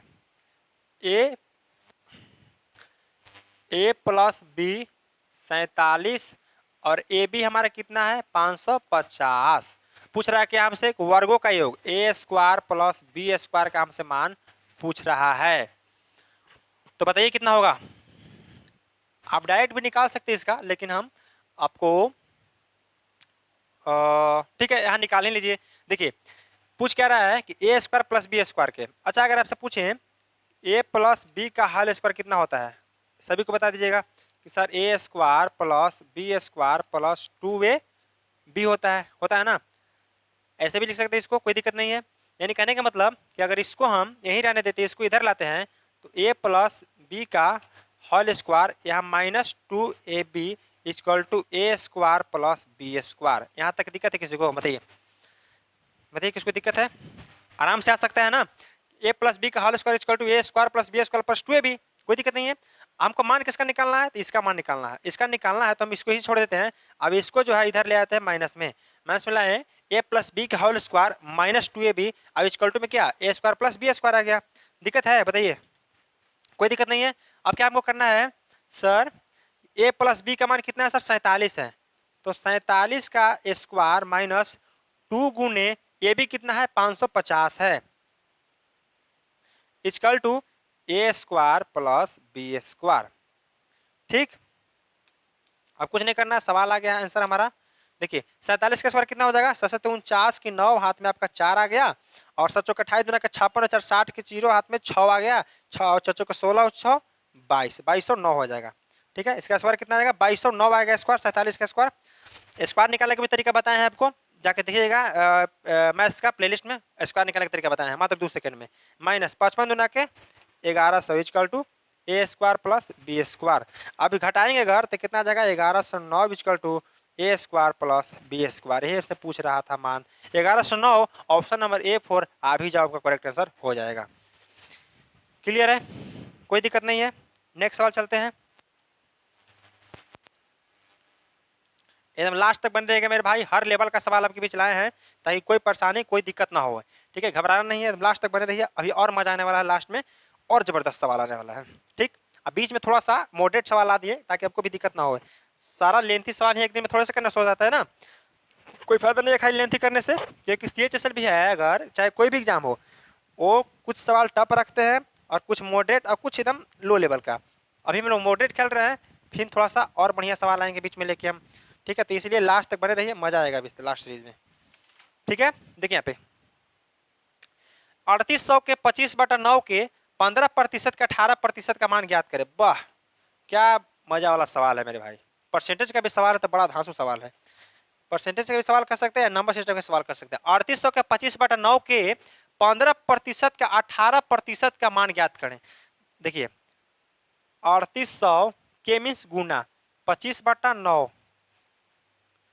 के फिन के 15%, 15/100 फिन के मैंने गुना 18%, 18/100 यही आप कर लीजिए, सर आपका आ जाएगा।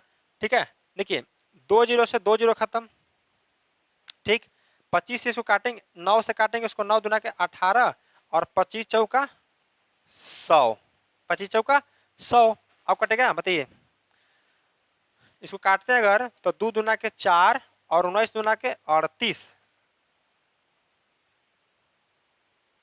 ये भी तो कट गया ना। अब कितना बच गया, खत्म। 19 गुने 15 बच रहा है, 19 गुने 15, 15 नवा 35 से यानी कि 15 35 से यानी कि 5 हाथ में 13 और 15 और 13 कितना होता है 15 और 10 25 और 3 28, 285 आ रहा है।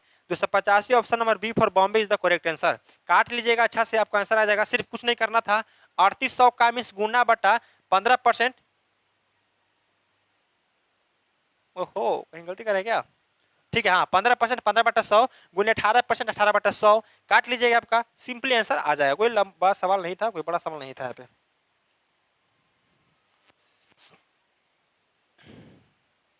बताइएगा। बहुत बढ़िया सवाल, टाइम डिस्टेंस स्पीड का बहुत ही बढ़िया लाजवाब सवाल है यहाँ पे। बताइएगा, यहाँ पे सवाल है, अपनी वास्तविक गति से 3/8 भाग गति से यात्रा करने वाली एक कार 2 घंटे 10 मिनट में 65 किलोमीटर की दूरी तय करती है। कार की वास्तविक गति ज्ञात करें।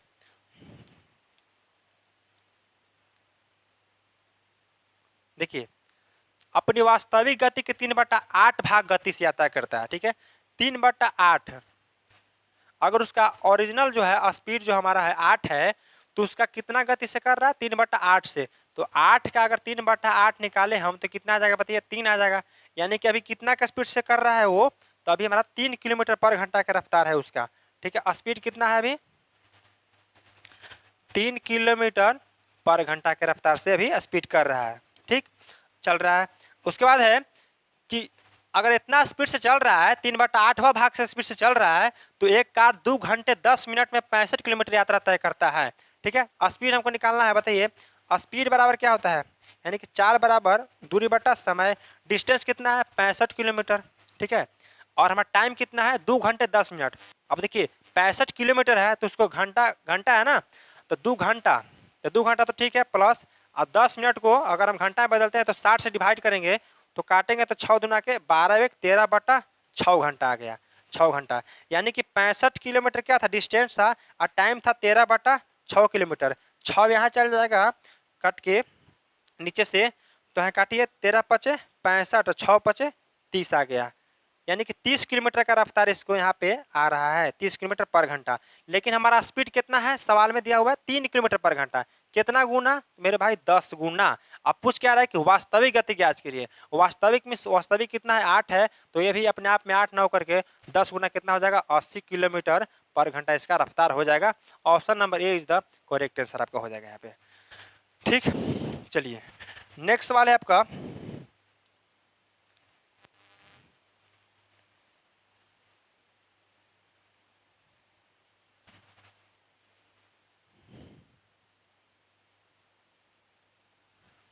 देखिए ए बी सी का औसत वजन 55 किलोग्राम है।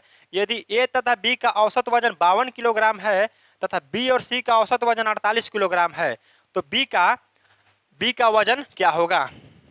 बहुत बढ़िया सवाल है।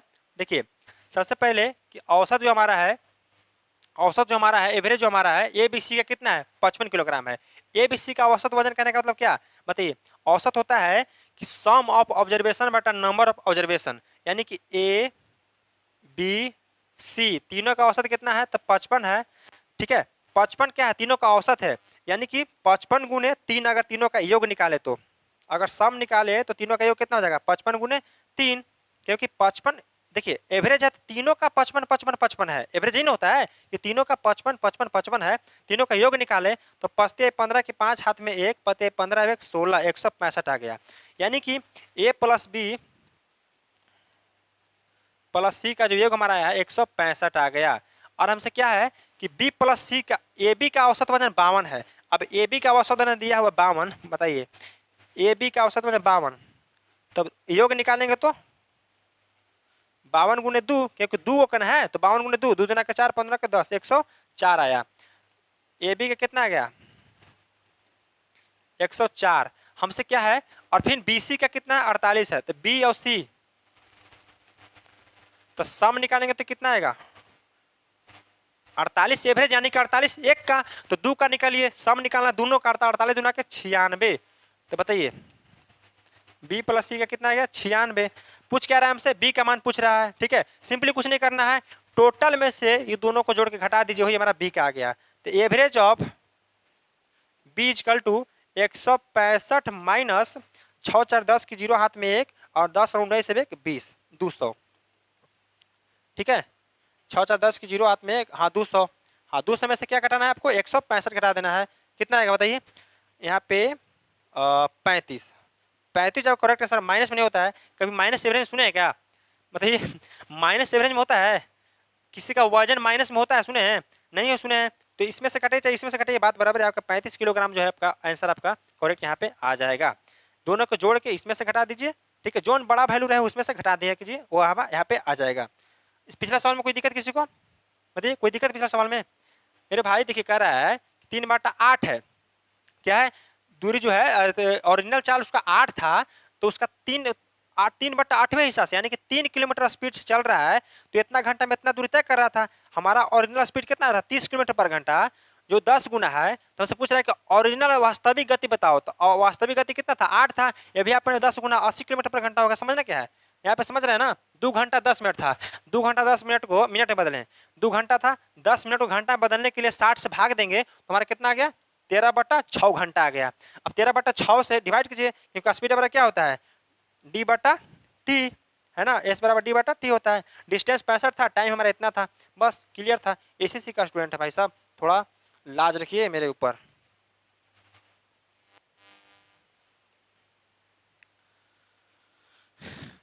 ये भी धाकड़ सवाल, बताइए।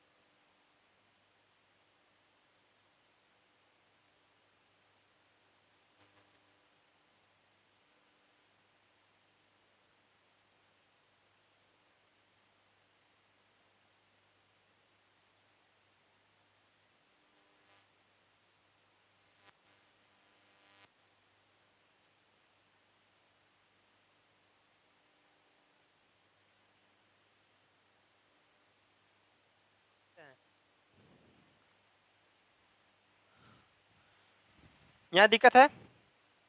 यहाँ तक क्लियर है किसी को? कोई दिक्कत नहीं है? क्या किए, सीधा एलसीएम लिए, 60 आया, 60 से डिवाइड किया, हमारा 17 आया। चाहे तो 17 घटाते इसमें से तो पूरी संख्या से 60 से कट जाएगी, लेकिन 17 नहीं घटाना है क्योंकि मैं जोड़ने की बात कर रहा है। तो मैं जोड़ना है तो क्या करेंगे, 60 में से हम इसको घटाए तो हमारा 43 आ गया, यही आपका करेक्ट आंसर हो जाएगा। सीधे डिवाइजर में से रिमाइंडर को घटा लिए। अब देखिए 25 माइनस 48 भागा 6 प्लस 12 गुने 2। अब देखिए 25 माइनस भाग दीजिएगा तो 8 प्लस 12 दूना के 24। पहले किसका क्रिया, भाग का क्रिया फिर गुना क्रिया। अब 25 माइनस, अब सीधा देखिए प्लस माइनस, देखिए यहाँ पे ये प्लस में ये प्लस में, तो 25 24 कितना हो गया, 49 हो गया है ना, माइनस 8, 49 में 60 गया कितना आ जाएगा, 41 आपका करेक्ट आंसर हो जाएगा। Option number B for Baahubali is the correct answer. Next आपका है,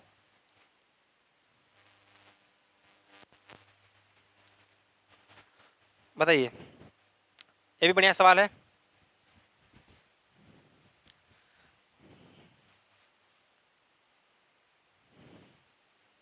कितना होगा आंसर, बताइए मेरे भाई। देखिए दो व्यक्तियों की आयु का अनुपात 5:9 है और उनमें से एक की आयु दूसरे से 40 वर्ष अधिक है, उनकी आयु का योग कितने वर्ष होगा। देखिए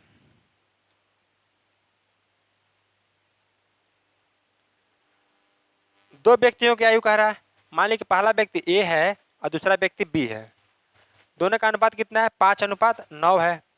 ठीक है, इसको अगर हम 5x मान लेते हैं, इसको 9x मान लेते हैं, तो दोनों की आयु एक 40 वर्ष अधिक है। और ठीक है, का मतलब है कि 40 वर्ष अधिक है, ठीक है ना। एक सेकंड रुक जाइएगा,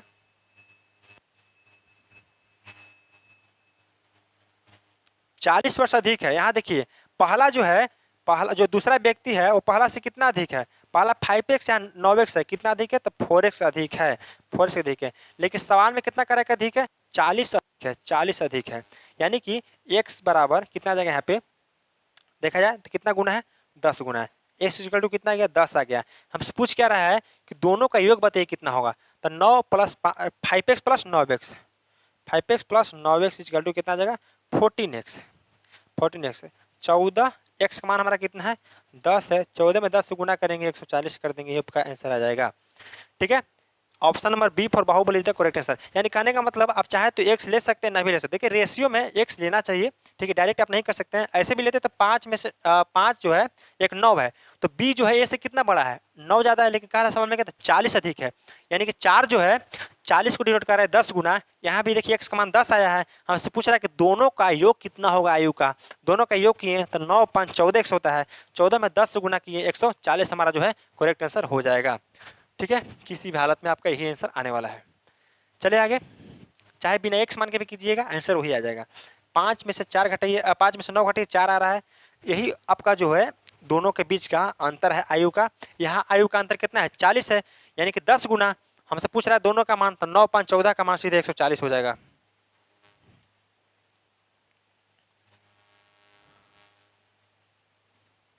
नेक्स्ट सवाल है, बताइए। देखिए 50 मीटर भुजा वाले एक वर्गाकार खेत में 750 किलोग्राम चावल का उत्पादन होता है, तो 100 मीटर भुजा वाले उतने ही वर्गाकार खेत में उत्पन्न चावल की मात्रा कितनी होगी। देखिए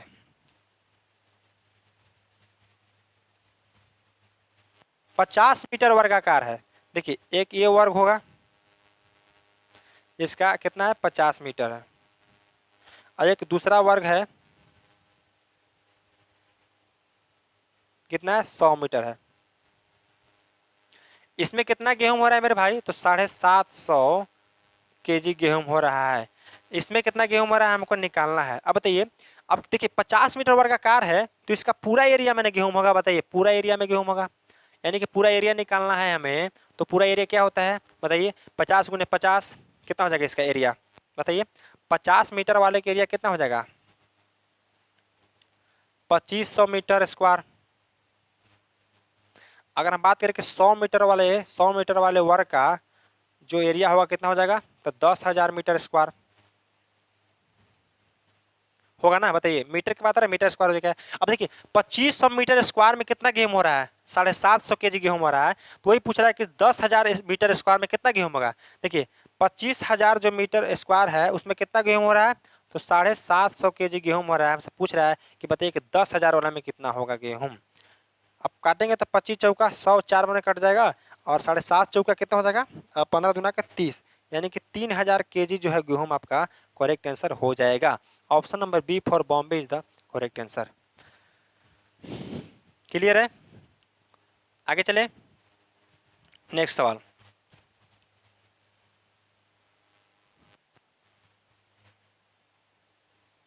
बताइएगा।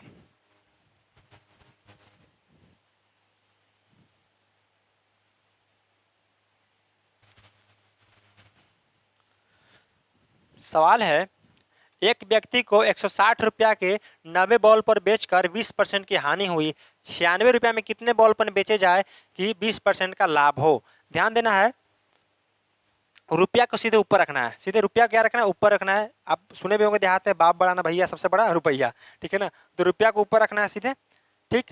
देखिए 160 रुपया का रहा है तो सीधे 160 रुपया में, ठीक है, 90 बॉल पेन बेचकर बाकी 20% की हानि हो रहा है, ठीक है। 20% का हानि मतलब कितना, 80 में बेच रहा है, इक्वल टू 96 रुपया रखना है। बताइए भी ऊपर रखना है, कितने बॉल पेन बेचे जाए, पता नहीं है कितना बॉल पेन बेचा रहा है, मान लेके बेचा जा रहा है।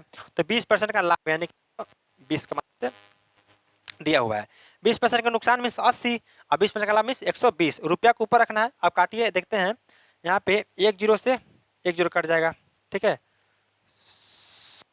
16 छक 96 खत्म, ठीक।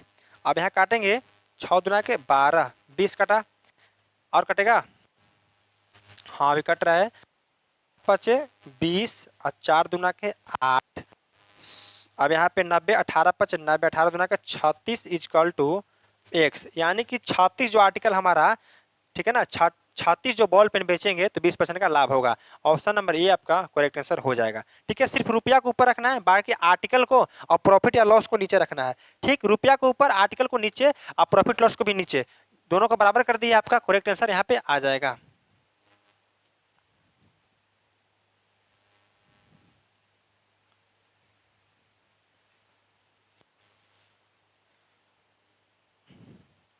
बनाइए, बढ़िया सवाल है ये भी। देखिए यहाँ पे सवाल है, यदि त्रिभुज एबीसी बी पर समकोणीय है और यदि उसके ए बी तथा बीसी भुजाएं क्रमशः 15 सेंटीमीटर, तो उसकी परित्रिज्या क्या होगी। बहुत बढ़िया सवाल है, ठीक है। समकोणीय है, बी पर समकोणीय है, यानी कहने का बी पर समकोण है। देख लेते हैं, ट्रायंगल्स ले लेते हैं हम यहाँ से,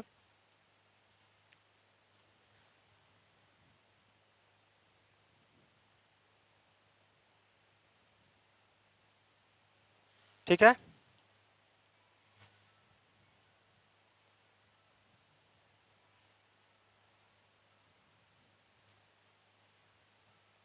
ठीक है, बी समकोणीय है।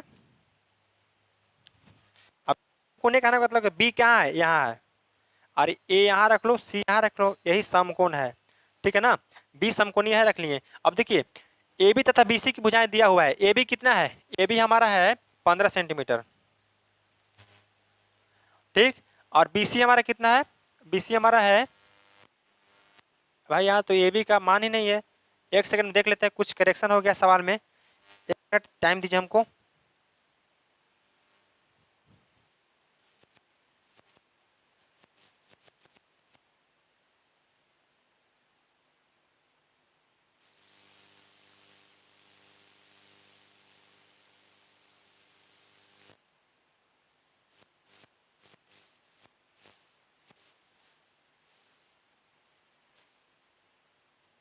देखिए यहाँ पे सवाल करेक्शन कर लीजिएगा, यहाँ पे 15 सेंटीमीटर और 20 सेंटीमीटर है,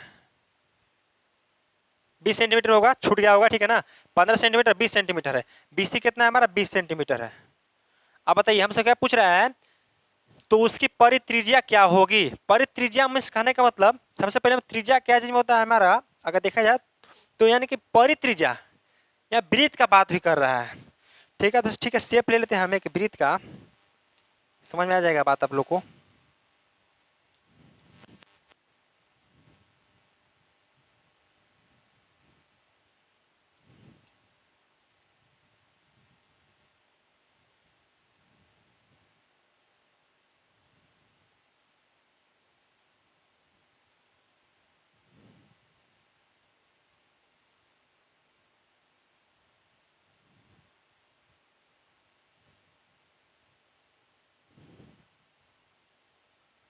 एक सेकेंड ऐसे ही हम ले लेते हैं, मिलाते जाइए।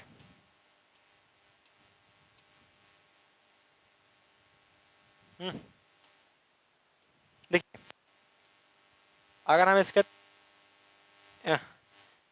वृत्त अगर ले लेते हैं हम,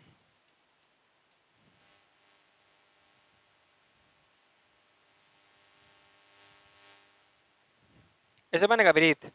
वृत्त बढ़िया नहीं बन रहा है। ठीक है, जो भी हो 20 कोण है, तीनों टच होना चाहिए। ठीक है ना, तीनों टच होना चाहिए। परित्रिज्या की बात कर रहा है। देखिए यही सेंटर होगा, ठीक है ना। अच्छा ऐसा नहीं बन रहा है, एक सेकंड में देख लेते हैं। रुक,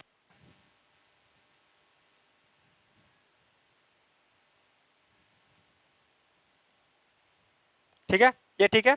ये बीचे बीच जो है हमारा, ये जो समकोण वाला ये जो दिख रहा है ना, कर्ण, कर्ण जो है वृत्त का यहाँ अति रेडियस का काम करना चाहिए। वृत्त के जो है रेडियस का काम करना चाहिए, ठीक है ना, कोई दिक्कत नहीं यहाँ पे। वृत्त के रेडियस का काम करना चाहिए। और ठीक है, यहाँ 15 है, यहाँ 20 है, तो परित्रिज्या चाहिए। इसका मान पूछ रहा है हमसे, इसका मान, ठीक है ना, इसका मान हमसे पूछ रहा है, इसका मान कितना होगा बताइए। एसी निकालते हैं, कर्ण निकालना है, क्या तरीका है, AC square equal to AB square plus BC square, यानी कि AC इक्वल टू AB कितना है, 15 का स्क्वायर कितना होता है 225 प्लस 20 का स्क्वायर 400, यानी कि 625। AC इक्वल टू कितना आ गया 625 का अंडर रूट, AC कितना आ जाएगा हमारा 25 आ जाएगा। AC कितना आ जाएगा 25 आएगा। टोटल यहाँ से लेके यहाँ तक 25 सेंटीमीटर हमारा है, बताइए 25 सेंटीमीटर। तो परित्रिज्या क्या कह रहा है, तो परित्रिज्या कितना हो जाएगा बताइए। परित्रिज्या हमारा कितना हो जाएगा, यहाँ से यहाँ तक आधा हो जाएगा, यहाँ से यहाँ आधा, यानी कि 12.5, यहाँ 12.5 है ना। 25 का आधा कितना था 12.5, 12.5, सिंपल सवाल था, 12.5 12.5 सेंटीमीटर ही आपका करेक्ट आंसर हो जाएगा। ऐसे भी आप कर रहे थे सीधा, देखिए 15 20 निकाले ना, ट्रिपलेट्स लगा लीजिए 25 होगा, 15 20 25 होता है। अब 25 का सीधा आधा निकाल लीजिए, क्योंकि जो लंबा है जो कर्ण है वही तो बीचे बीच वृत्त का त्रिज्या बनाएगा, उसका आधा करिए 12.5 भी आपका करेक्ट आंसर हो जाएगा यहाँ पे।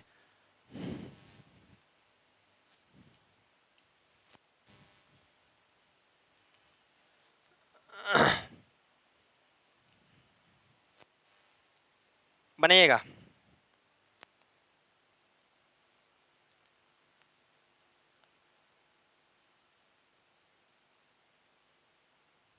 देखिए यहाँ पे एक ठोस गोले को गलाया जाता है और लंब वृत्ताकार शंकु में ढाला जाता है, जिसकी आधार की त्रिज्या गोले की त्रिज्या के बराबर होगी। इस प्रकार बनाए गए शंकु की ऊंचाई और त्रिज्या का अनुपात क्या होगा। देखिए बड़ी बढ़िया सवाल है। जब भी गलाने तलाने की बात करें तो सिंपली आप क्या करिए, गलाया कब, जब उसका पूरा पूरा जितना उसका आयतन है उसको गलाना पड़ता है, ठीक है ना। जब भी आप गलाने की बात करें मेरे भाई, तो सीधा आयतन को बराबर कर लीजिए। किसका किसका बात कर रहा है, ठोस गोला की बात कर रहा है, गोला की बात कर रहा है, और फिर आपका क्या लंब वृत्ताकार की बात कर रहा है, ठीक है। दोनों का आयतन बराबर कर लीजिए, यानी कि गोला का आयतन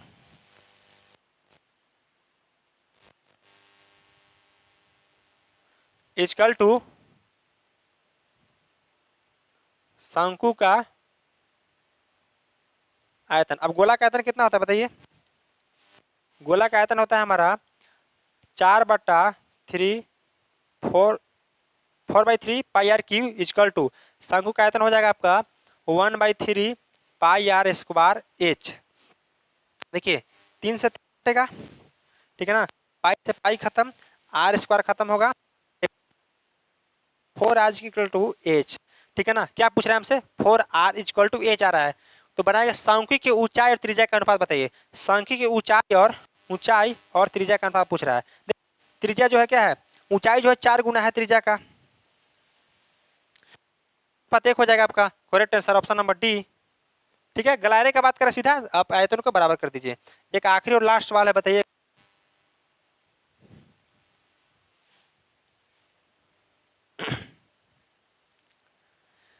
देखिए 156.25 root under plus root under 0.0081 minus root under 0.361, ठीक है। इसका डायरेक्ट बताइए वर्गमूल कितना, 125 होगा 12.5, इसका वर्गमूल बताइए कितना होगा डबल हो जाएगा 09, 0.09 हो जाएगा यहाँ पे। यहाँ पे अगर माइनस करें तो कितना हो जाएगा 0.19। बस अब इसको जोड़िए कितना आ जाएगा, एक हैं 12.5.09 यानी कि 12.59, 12 पॉइंट कितना आ जाएगा 59 आ जाएगा, आएगा ना। इसको में से कितना घटाना है हमें 0.9 घटाना है, 4.12 यानी कि 12.40 यानी कि 12.4 भी कह सकते हैं। ऑप्शन नंबर बी आपका Bombay is the correct answer हो जाएगा यहाँ पे। ठीक है, सिंपल सवाल था आपका, बहुत ही सिंपल सवाल। तो इस तरह से आपका पूरा जितना था सवाल हमने टोटल के टोटल सवाल आज के सीरीज में हम लोग करा दिए। ठीक है, टोटल सवाल जितना था मेरे भाई, टोटल सवाल आपका हो गया। ठीक है, तो उम्मीद करते हैं कि आज का सेशन मस्त रहा होगा। तो प्रैक्टिस सेट आपका 2 जो है यहीं पे समाप्त होता है। बाकी आपका तीसरा प्रैक्टिस सेट, इसके बाद तीसरा प्रैक्टिस सेट आने वाला है, यानी कि डेली आपका प्रैक्टिस सेट चल रहा है। तो आप फायदा उठा लीजिए CHSL का आराम से। अगर क्लास अच्छा लगे, गला बैठ गया मेरे भाई सब पूरा क्लास कराने में, ठीक है ना लेकिन फिर भी दिक्कत नहीं है, आपसे आपके साथ पूरा हम मेहनत करेंगे, आप लोग मेरे साथ मेहनत करते रहिए। ठीक है, इस सच का CHSL 2023 एकदम मैथ्स के लिए टेंशन नहीं लेना है आपको, मजे से बने रहिए। अति पे नहीं जाना है, पर्सनालिटी और थोड़ा सा है ना लेवल पर नहीं जाना है और उम्र पे नहीं जाना है। आपको धाकर कॉन्सेप्ट कहाँ मिल रहा है उस पे जाइए, जहाँ शानदार सवाल मिल रहा है वहाँ पे तैयारी कीजिए, आप कहीं दिक्कत नहीं है, जहाँ मन आप वहाँ तैयारी कीजिए। और अगर वीडियो अच्छा लगे तो लाइक तो करना है, चैनल को सब्सक्राइब भी करना है और सभी के पास आप शेयर भी कर दीजिएगा। तो प्रैक्टिस सेट आपका 2 आज जो है मैथ्स का CHSL 2023 को टारगेट करते हुए आज का खत्म होता है, समाप्त होता है और हम आपसे विदा लेते हैं और फिर मिलते हैं आपके क्लास प्रैक्टिस 3 के साथ। कल ही आपको डेली आपका प्रैक्टिस सेट चलेगा जब तक एग्जाम ना हो। ठीक है, तो मजे से रहिए, बढ़िया से पढ़िए, फिर मिलते हैं आपके साथ अगले एपिसोड में। जब तक के लिए जय हिंद, जय भारत।